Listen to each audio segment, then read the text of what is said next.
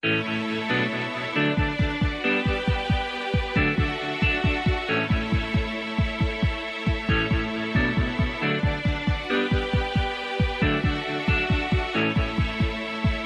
hour of the Costa Report is brought to you by Dole Food Company, the world's leading producer and distributor of fresh fruits and vegetables. Welcome to the Costa Report. I'm Rebecca Costa, and thank you for joining me for another 2 hours of Straight Talk Radio.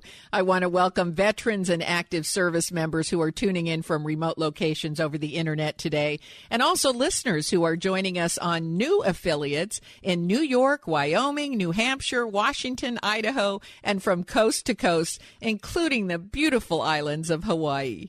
In just a moment, one of the most successful business turnaround experts and chairman of CCMP Capital, Mr. Greg Brenneman, will be joining us. He has a remarkable new book out titled Right Away and All at Once, which, if you've read Stephen Covey's book, The 7 Habits of Highly Effective People, well, then you'll want to run out and grab this book, especially if your business or career or even your life feels like it's at a standstill.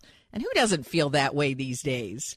But before Mr. Brenneman joins us, as is my custom each week, let me tell you a little about his background. Gregory Brenneman earned his undergraduate degree from Washburn University and his MBA from Harvard Business School. He is the chairman of CCMP Capital, and prior to this post, served as CEO of Quiznos sandwich chain. Brenneman's list of clients reads like a who's who. He has been an active board member on the Home Depot board, ADP, Baker Hughes, J. Crew, Baylor College of Medicine, and others. And he was the man behind the successful turnarounds of Burger King, Continental Airlines, and PricewaterhouseCoopers Consulting. In the case of Pricewaterhouse, Brenneman was restructuring the business when IBM made a bid to buy the company in 2002 for $3.5 billion, nearly double the anticipated IPO value of Pricewaterhouse. Brenneman worked as a vice president at Bain & Company with former presidential candidate Mitt Romney, and he's also the founder of TurnWorks, a company focused on helping companies turn bad fortune into new opportunities. Recently, Mr. Brenneman released a book titled Right Away and All at Once, and where he takes the same advice and tactics the biggest corporations in the world pay him millions for and makes them available to all of us. What's more, he shows how those same business tactics apply to success in our personal lives as well. It's my pleasure to welcome to the Costa Report the most successful business turnaround expert in our country, Mr. Greg Brenneman. Thank you for joining us today, Mr. Brenneman. Rebecca, it's a pleasure to join you, and that was a more than kind introduction, so I really appreciate that. And my mother's going to be out of a job, I think. Well, we don't want to put your mom out of a job. That would not be good. First, let me congratulate you on your new book and its success. The title, the subtitle was very interesting to me. The title of the book is Right Away and All at Once, but the subtitle is 5 Steps to Transform Your Business and Transform Your Life. So maybe we can start there. Walk us through the 5 steps you outline in your book.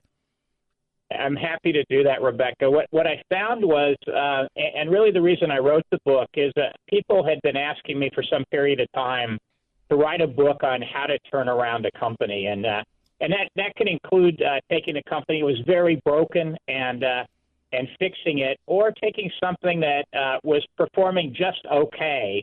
I call that satisfactorily underperforming companies, and companies that are just going along quarter to quarter, and how to make them better. And I held off on doing that because I found that I found that it felt like, and David Brooks refers to this in his book Road to Character. He talks about the difference between resume virtues and eulogy virtues. And writing a book kind of felt like a resume virtue to me, and wasn't that interesting until I discovered these 5 steps could be used to turn around your life. So I'll walk through the business steps and then the corollary life steps for you, and it's pretty simple. The 5 steps to transform your business. Step 1 is have a plan and track your progress. And that's simply, in any business, there are 5 to 7 things that really matter. I call those value drivers. And there are another 3,000 things that people try and do that really don't matter, and figuring out what those things that really matter are, getting them on one sheet of paper, and getting your whole company to execute around those things and tracking the progress on that is step one. Step two is build a fortress balance sheet. And I talk in the book a little bit about my time with Jamie Dimon, the chairman and CEO of J.P. Morgan Chase, back in the middle of the financial crisis. And I spent some time one morning with Jamie in the fall of '08, and he was going through probably the worst time you could ever go through as a business person. But I said, Jamie, how are you surviving this time? How are you in a position where you could buy Bear Stearns or WAMU and you're not one of the ones going out of business? And he said, Greg, let me take you through my balance sheet. And he walked through every aspect of what he had done to protect J.P. Morgan. And that proved to be very fortuitous for our country and certainly for J.P. Morgan. But basically there are two things to building a fortress balance sheet. One is having plenty of cash, making sure you have enough cash so you can execute your plan. And the other one is making sure your debt maturities, when your debt comes due, gives you plenty of time. And so that's a simple answer. Step three is think money in, not money out. You can't save your way to prosperity. I had a business partner one time that had a saying that was, you can make a pizza so cheap nobody wants to eat it. And it's really true. If you can't think about how to grow your company and how to grow revenue, and growing revenue does all kinds of great things for society as well. It creates promotion opportunities. It creates jobs. But in addition to that, it actually creates successful companies. You get paid 4 times as much for $1 of profit that comes from revenue growth as you do from $1 of profit that comes from cost reduction. So step one, have a plan, track your progress. Step two, build a fortress balance sheet. Step three, think money in, not money out. Step four is take that one-page plan you've written and actually ask yourself the question, what kind of management team do I have to execute that plan? And without even looking at your existing management team, just draw an organization chart of what the ideal organization would look like to execute your plan. Then look at your current organization chart and say, where are my gaps? And I've never found a company that didn't have some significant gaps when they did that. So step four is build a team, clean house if necessary. You know, at Continental Airlines when we were there, we actually wrote our one-page plan. We called it the go-forward plan because there were no rear-view mirrors on an airplane for a reason. That runway behind you didn't do you any good. And when we went to actually take that plan and lay it against our team, we found out that our team was very divisive for executing that plan. And so we went through and we, with all dignity and respect, terminated 50 of 61 officers and brought in 20 people who could really get it done. And that allowed the company to turn. So that's step four, build a team. And then step five is let the inmates run the asylum. So once you have a great plan, you've got a balance sheet that gives you plenty of cash and plenty of time to execute it. You've thought about how to grow your revenue, and you've put in place the management team to execute the plan.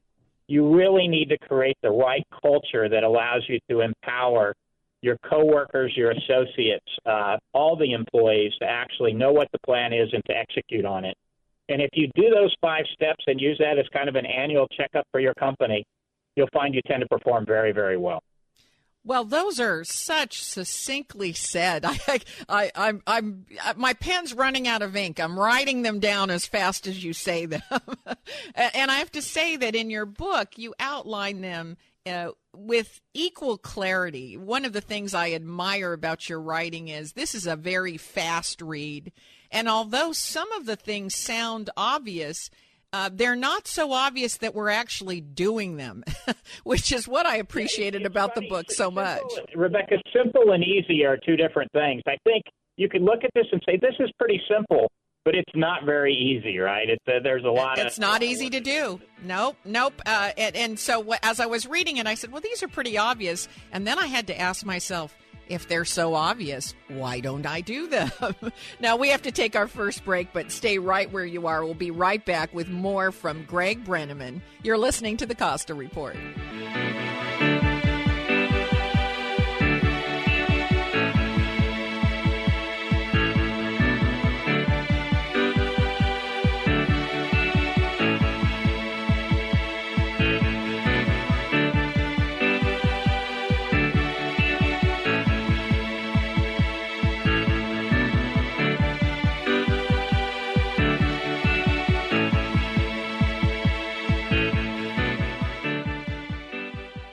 If you're wondering what to do with all that data you're creating, do I have an offer for you? Tableau is drag-and-drop software that people of any skill level can use to analyze and turn data into something actionable. That's right, I said actionable. And isn't that what all that data is for? With Tableau, you can connect to any data in virtually any format and visualize it on the fly. Databases, spreadsheets, even big data sources are instantly combined into usable charts, graphs, reports, and dashboards. People can analyze data and drag and drop at 10 times the speed of a traditional business intelligence system. But the most impressive thing about Tableau is that anyone can use it. And just to prove the point, you can get a free 14-day trial from Tableau just by mentioning you heard this ad. But do it now, because this offer won't last. For your free 14-day trial, visit Tableau at tableau.com/Costa. That's tableau.com/Costa. Tableau software. What's your data trying to tell you? Imagine hearing the words, "Your child has cancer." The emotional impact is staggering. They tell you that treatment may last for years, and you travel the long road between hospital and home. Your financial worries multiply, and you want to stay strong for everyone, especially your child. But nobody understands. Your friends and family don't get it. Where do you turn? For the last 18 years, Jacob's Heart has provided essential support to families enduring the unimaginable. We have been there from the time of diagnosis all the way through the course of treatment, regardless of the outcome. With no government funding and no reimbursement for services, Jacob's Heart relies 100% on support from our community to make miracles happen for families. Please support Jacob's Heart by going to our website, jacobsheart.org. or call us at 831-724-9100. Make a difference in the life of a child. Thank you.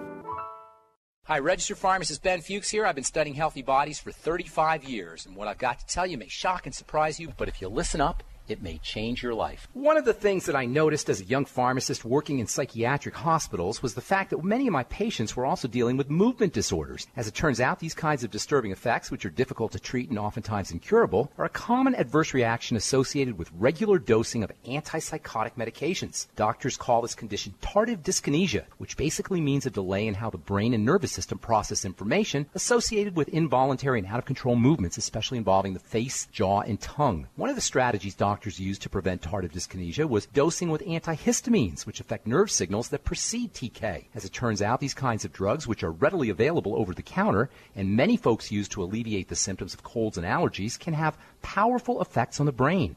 This was highlighted in a study published in the Journal of the American Medical Association, pointing to regular dosing with antihistamine drugs as a possible cause of dementias. If you're using antihistamines to counteract their side effects or for any other reason, you may want to consider taking advantage of some non-toxic alternatives. Bioflavonoids found in all fruits and vegetables and herbs, and vitamin C have antihistamine properties, and probiotics also have histamine-lowering effects that can be helpful too. And correcting digestive problems, eliminating problem foods, and just eating less can help reduce the jerks and jolts of TK, help calm the body down, and is always a good idea no matter what your health challenge may be. Pharmacist Ben here, urging you to go to kscohealth.com to order Beyond Tangy Tangerine, the Healthy Start Pack, and other nutritional supplements that I personally use and recommend. You can purchase these premium quality products at wholesale prices online at kscohealth.com. That's kscohealth.com. I'm the pharmacist that believes that staying healthy and strong is not only about medicine, it's about giving your body the raw materials it needs to do its work. Go to kscohealth.com. Make sure you check out the cool videos too at kscohealth.com. That's kscohealth.com.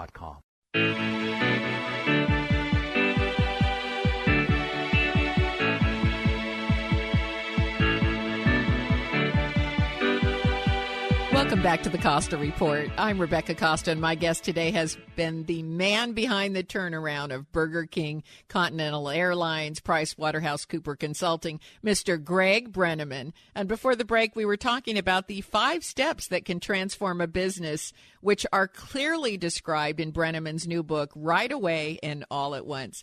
Now, you make the point that many of the skills which make us successful in business are transferable to our personal lives. Can you speak to how you came to that conclusion for a moment? Yeah, Rebecca, it's interesting. About when I'm in my mid-50s now, when I was in my mid-40s, I had just finished a number of these turnarounds, and I said, you know what, I had, what you'd consider to be all the success you could possibly have, but I said something's missing, and I said I wonder if the 5 steps that we use or I use to turn businesses to turn them around or to take businesses that are satisfactorily underperforming and help them reach their full potential. I wonder if I could actually apply those 5 steps to me. So I actually did. I wrote a plan for my life, and I applied the 5 steps to me. And along the way, I learned a few really interesting things that other people have found successful too.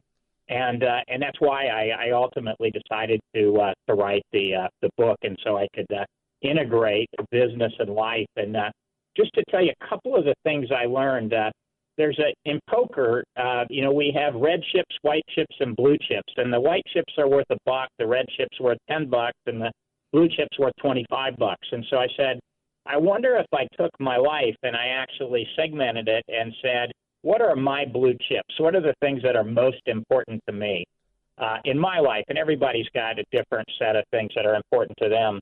I said, I wonder if I wrote those down and put them on a piece of paper, how much of my time I'm actually spending on those things versus the day-to-day activities that sort of creep into our lives and create the busyness around us.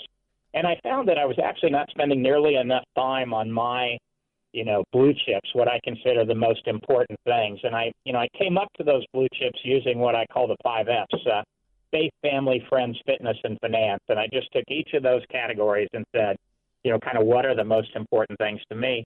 And I found that when I wrote those down, I could actually run back through the 5 steps in a personal way and actually make a meaningful impact on how I spent my time and a much more meaningful impact on my life. I'd say the second thing I learned as part of that, and we can walk through the life 5 steps if you like, but the second thing I learned as part of that is I looked up and spent a bunch of time on work-life balance, because when I spoke and talked to people, they'd always ask, how do you balance your work and your life? And, my wife of 32 years, Rhonda, would tell you not very well. She says we've been married 32 years, and it's been the best 2 years of her life, on the road so much. But I found that work-life balance, it isn't what makes us happy or what makes us successful. I found that it's really work-life integration. How do we integrate our life and make it whole? And one of the things I discovered as I was actually working through that is the word integrity implies some things about honesty and goodness and decency. But if you really go to the Latin root, the word integrous means soundness, wholeness, or entire. And so if you kind of think about your life as not being a work life and a personal life and try and balance it, because then one thing, you're always giving up something and feeling guilty about something else. When you're at work, you feel guilty about not being with family or friends and vice versa. If you think about how to integrate the life, that made a massive difference for me. So, well, again, you're talking about having a plan, right? You're saying make a plan. And by allocating these chips, you have some way to measure whether you're on track with that plan. No, if you carry the plan and carry it with you, you can actually kind of measure it. So if I was to run through the 5 steps again for your personal life, step 1, remember, was have a plan and track your progress.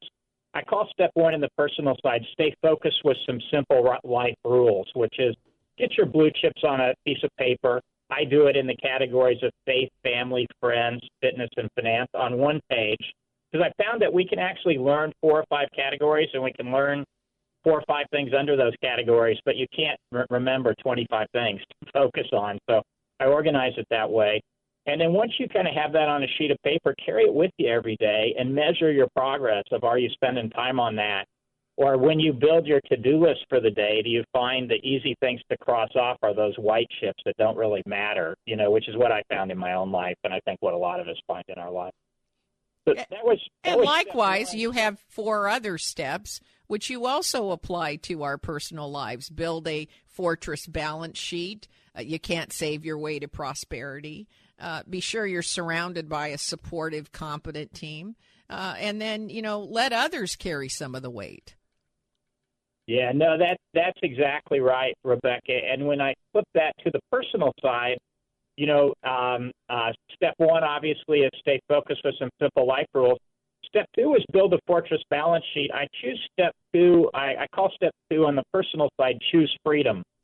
And basically, that's making sure you manage your finances so that money becomes your faithful servant and not your relentless master. And that you can determine your financial finish line, work towards it. Just a funny story. When I sent my kids to college, I sent them with a contract, and the contract started as whereas, and I'll use my oldest son, whereas Andrew realizes his parents' formal financial obligations to him are over, and whereas he'd like to, have his college funded, which is an expense to his parents, and whereas his parents would be happy to help with that to get him off to a good start in life, therefore. And I wrote down a number of behaviors that we wanted, him to exhibit while he was in college. Kind of normal behaviors any parent would want to see their kid exhibit to make sure they got off to a good start. And when I handed him this contract, Rebecca, he gave it back to me and he said, Dad, this is not fair. And I said, he's 18. I said, Andrew, why don't you think this is fair? And he said, well, we didn't negotiate this. And I said, well, Andrew, I'm going to teach you the first lesson in negotiation. I said, when you were gone and out with your buddies, I went up to your room and I looked around your room and I couldn't find anything I wanted. And he looked at me kind of funny, and I said, Andrew, the first lesson in negotiation is leverage. I said, I have something you want, which is a lot of money to go to college, and the only thing you really have are some of these they're very simple behavior things that I'd like to see you exhibit while you're there. So you can either sign the contract and I'll help you, or you can pay for college yourself. And needless to say, those contracts became famous in our family. So Step 2, choose freedom, and many teenagers have rued the day that I've told their parents about the college contract. There've been a few written. I'm sure they did. Yeah, and Step 3, personally, Rebecca, is think money out, not money in. One of the things I discovered as I talked to a lot of successful people is that generosity is the only path to happiness and the only cure to materialism. So in business, it's think about how to generate revenue and create jobs. In your personal life, it's really to think about how do you help people that are those less fortunate than you are. And then just to finish, Step 4 is build a life team, those people that give you energy. We all have people in our lives that consume a lot of energy where we don't add a lot of value to them and they don't add a lot of value to us. Mm-hmm. And it's about thoughtfully being able to actually spend more time and invest more in people that really mentor us. And I talk a lot in my book about mentoring. Now, we're going to have to take another commercial break, but stay where you are. When we come back, we'll find out how Step 5 applies to our personal lives and how to translate more business success to life success. You're listening to the Costa Report.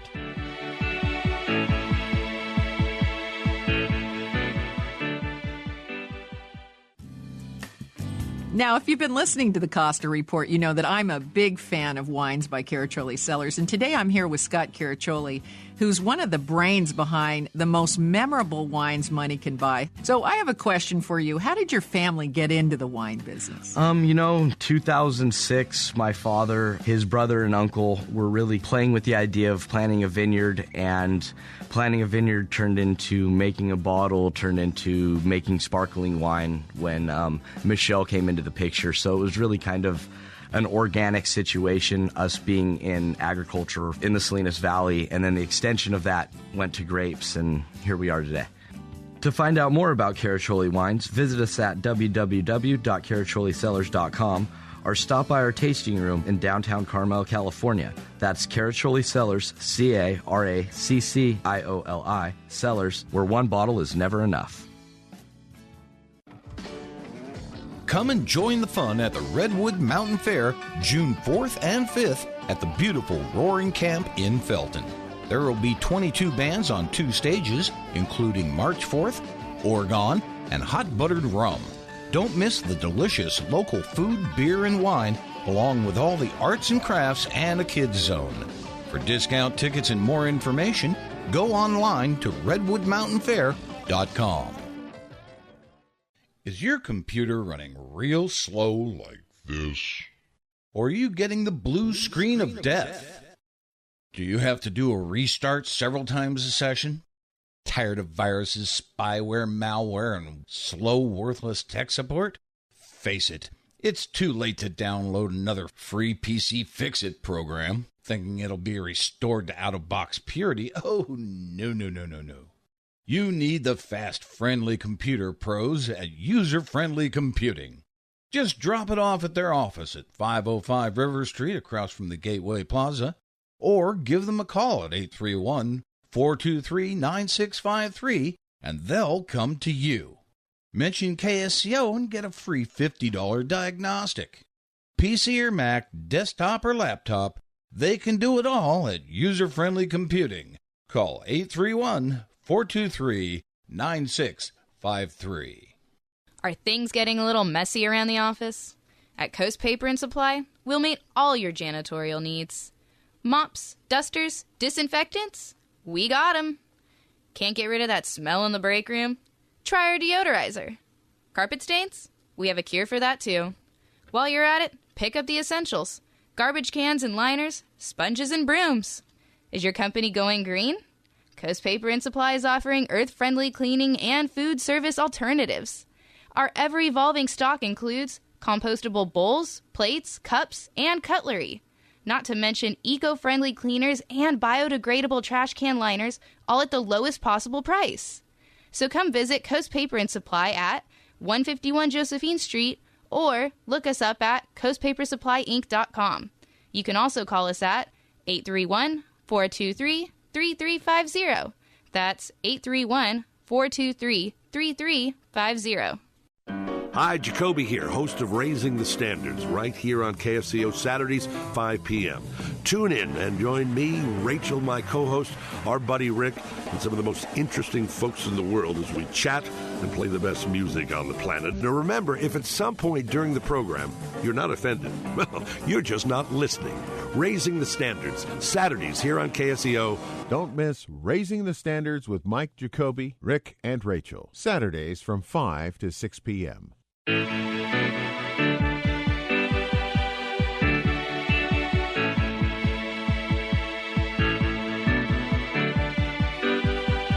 Welcome back to the Costa Report. I'm Rebecca Costa, and if you're just joining us, our guest today is Greg Brenneman, who has just released his book, Right Away and All at Once. And we had to take a hard commercial break, but I wanted to give you an opportunity to finish up with how the fifth step, which transforms businesses, can be applied to a successful personal life. Yeah, Rebecca, the fifth step, if you remember on the business side, was to let the inmates run the asylum, which is really a phrase that I use to say, how do you empower, encourage, and motivate your coworkers, your associates? How do you build the right culture inside the firm? On the personal side, that step I call invest in family and friends. And it's really the investment that you apply back into creating the right culture, in creating those eulogy virtues that David Brooks talks about as opposed to just the resume virtues. And there's some great examples in the book of folks that have done that. Now, I think you'd agree that there are also some profound differences between our behaviors at work and at home. For instance, a strong business leader has to be prepared to clean house, as you say, and sometimes fire individuals who are hindering a company's progress. But you don't exactly fire family members or close friends. So does there come a point at which the parallels break down? Yeah, Rebecca, it's a great question and a great point. And when you talk about, building your team in business, it really is the team that can help execute the business. In life, I think you can kind of bifurcate your team into two groups of people. Folks that are family, and particularly close family, you need to invest in regardless, right? You're called to do that. We're all called to do that. Almost whatever your personal philosophy is or your religious foundation is or your moral foundation, we're called to do that.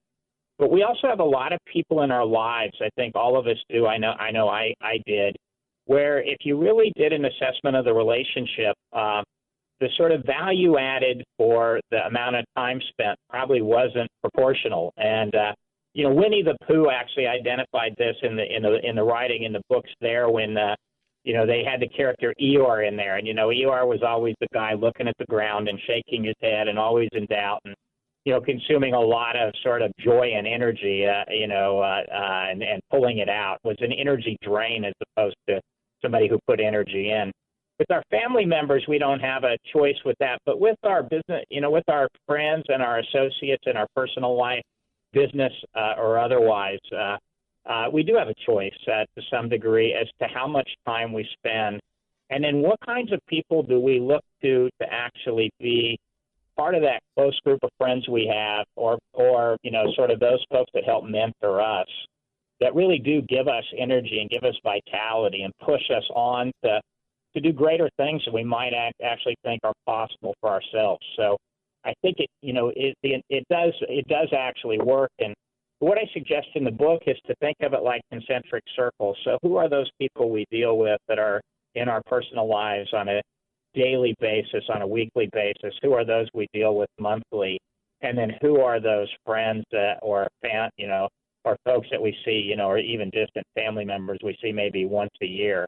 And if somebody's consuming a lot of our time and pulling out a lot of our energy without really giving us energy and without allowing us to execute on our life plan, perhaps you don't, disown them or get them out of your life completely, but you can simply move them from an inner circle where you're spending a lot of time with them to a circle that's a little bit more distant, where you create just a little bit more of a gap in the time, between you at the time that you see them. Probably better for them too, certainly better for you. Well, let's go back to the business side. What about the fact that you might be working for someone like that? I spent most of my professional career working for very harsh and difficult tyrants in business. And yet these same ruthless leaders, they built billion-dollar companies by ruling with an iron fist. So what do you say to people who believe you need to take a certain take no prisoners attitude to climb to the top? Yeah, I think actually more and more, Rebecca, it's being proven that the companies that are really successful and the companies that do really well over a long period of time end up having folks that want to lead from behind and have more of a servant leader orientation. I'll give you just a great example of that. Frank Blake just retired about a year ago as the CEO of Home Depot and was one of the most successful CEOs in the country. The stock price of Home Depot went from $18 to about $105 during the time Frank was CEO. He would actually take every Sunday. I'd call him in the office, and he'd be in the office on Sunday, and I'd say, "What are you doing, Frank?" And he'd be writing notes to associates, the Home Depot associates, the employees in the stores, and to others. And he would write 200 handwritten notes a week, thanking people for what they did and really bringing them along. Everybody wanted to work with Frank. I mean, he just set a corporate culture and a tone that allowed people to exceed well beyond what they thought was possible. And I think as we look for short periods of time, certainly in turnaround, that command and control structure and caring very little about what other people think or how to build a culture may work. But over any long period of time, I think we all actually desire to work for and to be involved with people that value us for more than just a unit of production. Now, you talk about the servant leader. Tell us a little bit about that for folks that are not familiar with what does it mean to lead from behind. What is a servant leader? In my mind, a servant leader is someone who does actually create the plan and help with the management team create the one-page plan to turn around the company. But once they've done that, once the plan is created, once the balance sheet is solid, once the sort of plans are in place to grow revenue, and then also once the management team is actually there, they're folks that actually look to set a culture where every employee, every coworker, every associate in that company actually knows what their role is and is empowered to act on their role. At Continental Airlines, for example, when we were running it, we called it a captain's airline, which meant that the captain could actually decide, not somebody in headquarters, when the plane was going to leave the gate. So when he had the passengers corralled and he basically was ready to go, the gate agent had boarded the plane, the door was ready to close, he didn't, we took away the approvals he needed and gave him the authority to make those determinations on the spot. And it really is empowering your coworkers to make those decisions that actually takes a good company and makes it great, or it takes a terrible company and allows it to turn around. Along those lines, John Scully wrote a book called Moonshot, and one of the points that he made, which I thought was a great way to tell if you're really letting the inmates run the asylum or not, was he said to ask yourself, how high in the organization do you need to go to get a yes? Do you have to go to the vice president to get it to start a new project or to authorize something? And then he said, and how low in the organization is a person permitted to say no? And when you ask that question to large corporations, it's interesting that in order to initiate anything, you have to go to a very high level in most companies, and yet the lowest level employee is allowed to say no to just about anything.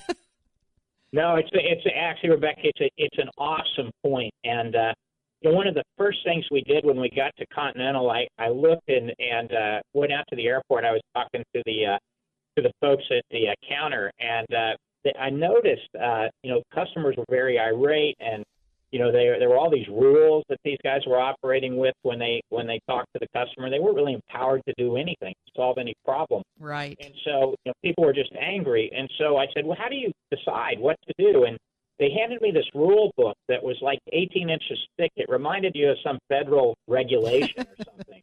And that's part of the problem with our government, by the way. But nobody could possibly know all the rules in there. But every time something went wrong, somebody had wrote a "thou shalt not," right? So everything was no, like you said, all the way down the organization. So we actually went to the top of got a bunch of gate agents. We went to the top of the parking garage, got a 55-gallon drum and some gasoline, and actually took that rule book and threw it in there and lit it on fire. When we come back, we'll hear the rest of the story of torching the rule book. You're listening to the Costa Report. Every day our world gets more complicated. Not only is new information coming at us faster than we can manage, new regulations, technology, and the effects of globalization have made it much more difficult to succeed. That's why I wrote The Watchman's Rattle, a book that, for the first time, explains how complexity makes it hard to separate facts from fiction, and eventually causes us to make important decisions based on unproven beliefs. And not just us, our leaders also fall prey to this phenomena. But here's the good news. Once you know the symptoms to watch for, you can safeguard against them. So please, go to RebeccaCosta.com. That's RebeccaCosta.com and order your copy of The Watchman's Rattle. It only takes a few minutes and the shipping is free. That's RebeccaCosta.com. Do it now. You'll be glad you did. Big data is being generated by everything around us all the time. Every digital process and social media exchange produce it. Systems, sensors, and mobile devices transmit it. Big data is arriving from multiple sources with ever-increasing velocity, volume, and variety. It's becoming the world's newest resource for competitive advantage, allowing decision-making to move from the elite few to the empowered many. The escalating demand for insights requires a fundamentally new approach to architecture, tools, and practices. To extract meaningful value from big data, you need optimal processing power, analytics capabilities, and skills. Find out how IBM Big Data and Analytics can transform your business. Visit www.ibm.com/bigdata today. That's www.ibm.com/bigdata. Guys, if you've been using or wanting to try Viagra but are worried about the costs, we have great news. Now you can finally get real results at huge discounts with our Healthy Men alternative to the little blue pill. Why pay U.S. pharmacy prices of $15 per pill or more when you can get results for a fraction of the price? Call today and get 40 pills for only $99. Others cost as much as $600 at your local pharmacy. You can't afford not to call us if you want real results at the lowest prices. Never pay $15 a pill for for Viagra when you can get real results for less than $3 per pill. Call 800-601-8915 today and save over $500. You can have those breathtaking, toe-curling moments again and again. Healthy Man is fast, easy, and affordable. Call right now and we'll rush you your supply delivered discreetly to your door. Just call 800-601-8915. That's 800-601-8915. Again, 800-601-8915. Cash flows and money move. The Money Moves Show is dedicated to delivering tips and tools to help you earn more, save more, and protect your hard-earned assets. Host Pamela Fugit-Hetrick interacts with her guests and callers every Thursday night from 7 to 8 p.m. Recent topics have included what is going on locally with health insurance, tips to maximize your Social Security income, how do you build an emergency fund for your family, Medicare 101 tips, how do you choose and pay for home health care, and many other topics. So tune in, take notes, call, and get answers to your financial questions from Pamela Fugit-Hetrick on Money Moves, Thursdays at 7 p.m. That's Money Moves, Thursdays, 7 p.m. on KSCO, AM 1080 Santa Cruz and KOMY 1340 Watsonville and 104.1 on your FM dial.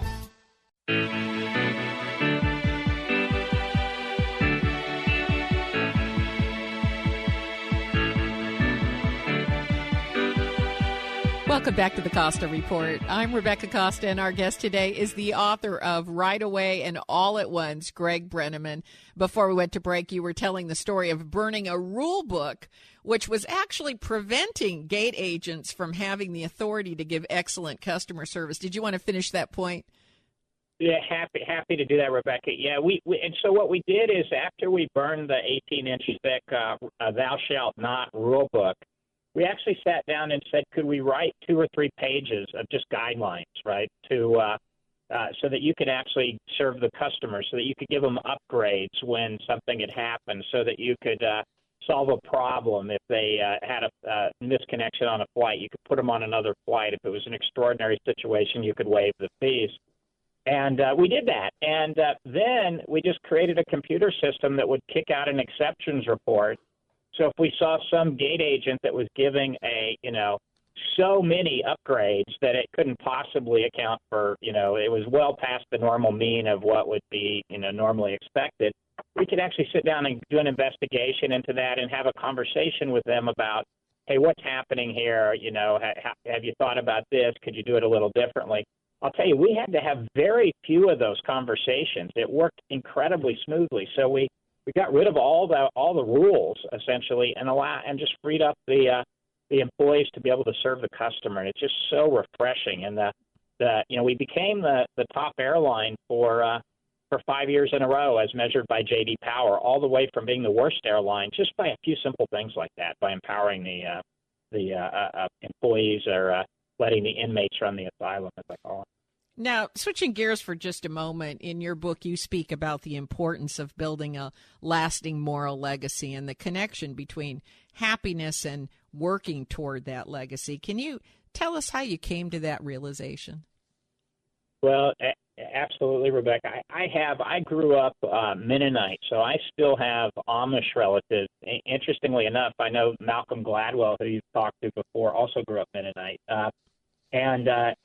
So I came from a really, incredibly thoughtful place in terms of what really matters in life. And I had some great mentors in my life that imported that moral code to me. So to me, faith was always really important, and a core center part of my life. And that's where the sort of like faith is the first of the 5 F's.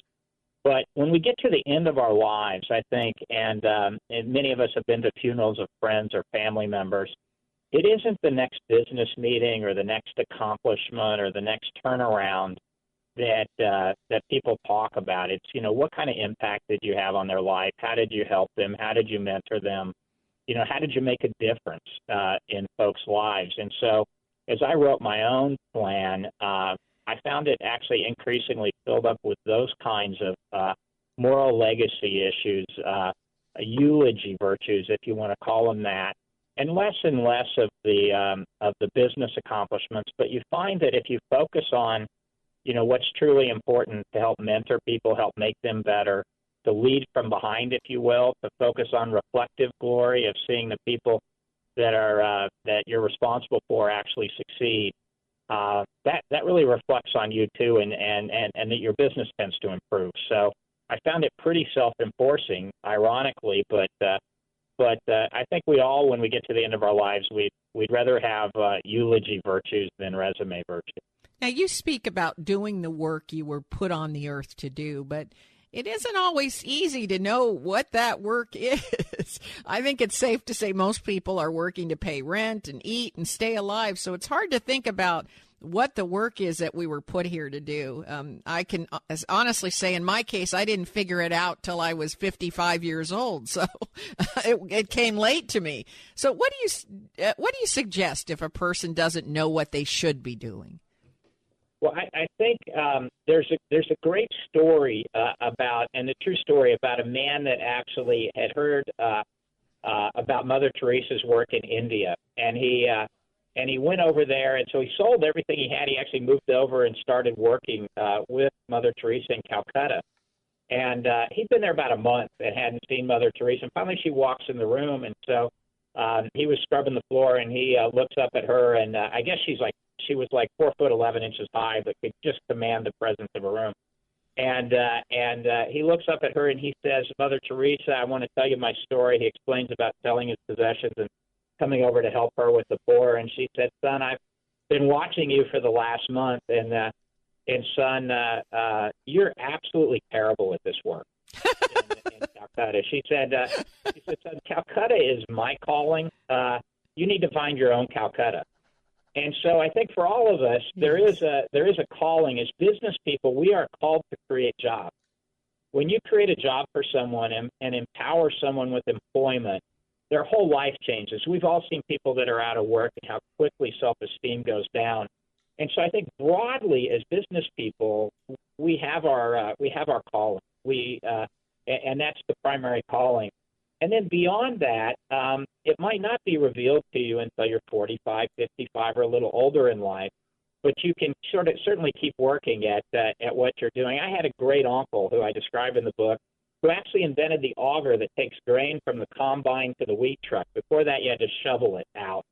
And then he actually invented, he was, as a kid, he had to shovel the hay onto the back of wagons just loosely in the fields. And so he invented the hay baler, and then he invented those big round bales that you see on the road and the big square bales, and he turned that into a Fortune 500 company. And then his goal towards the end of his life was to give all his money away, which he managed to do by the age of 97. But if you ask him, my Uncle Lyle, what his mission in life was, he said, "Greg, my mission in life was actually to mechanize things for farmers, to make farming easier. But he said, my real goal in life was to give back, take that knowledge that I developed doing that and give that money back to the poor." And he found some really creative ways to do that. But so I think for all of us, actually, by taking our blue chips and writing down what's important to us, I think, some of what we were really meant to do becomes revealed to us over time. But sometimes you have to be patient and just slug away at it until it is revealed to you. Well, I only have one final comment to make, and that is I could have used this book about 20 years ago. So I'm going to urge everyone to don't your work, and I really enjoy the social biology that you've been talking about. I learned a lot. Well, thank you, and a compliment right back at you. But for people that are listening today, do not wait 20 years. I could have really used this book, and I think I would have been on a better course, maybe a little bit earlier in my life. Lastly, let me ask you where listeners can go today to get more information about your book right away and all at once. Rebecca, they can just Google it online if they'd like, or go to Amazon, and it's on Amazon as well. Well, that's all the time that we have left today. But before we say goodbye, I want to thank you for a wonderfully inspiring and prescriptive book, and for taking time to be with us today. Thank you, Mr. Brenneman. Thank you very much, Rick. I really enjoyed it. If your station is leaving us after this hour and you have a question or a comment to make about our interview with Greg Brenneman, you can email me at RebeccaCosta.com or drop me a note on Facebook, Twitter, and LinkedIn. We are all over the internet, and we'd love to hear from you. And if you missed the full interview with Greg Brenneman or any of our other guests, you can download previous episodes of the Costa Report from our website, Apple, iTunes, Podbean, and our YouTube channel. And while you're at the website, take a moment to check out our latest blog. In addition to new videos and guest interviews, you can find our weekly blog on RebeccaCosta.com. It's easy to remember, myname.com. And also now on the Huffington Post. So be sure to take a minute from your day to get caught up on the latest news and the latest views on the Huffington Post and RebeccaCosta.com. The blog is, I think the new blog goes up every Monday, as I recall. So take a moment, mark it on your calendars, and stop by and see our new blog. We have a surprise guest next week who has, and I do not know why, but he has asked us not to announce his appearance until tomorrow. So please check with your local affiliate station, or you can visit our website, RebeccaCosta.com, for our guest. And I hope that you'll join us again next week, right here on the only news program that puts policy ahead of politics. I want to take one special moment to thank Greg Brenneman for making time from his busy book tour to be with us today. And now, if you'll just stay tuned, we'll come back with another hour of Straight Talk Radio. You're listening to the Costa Report.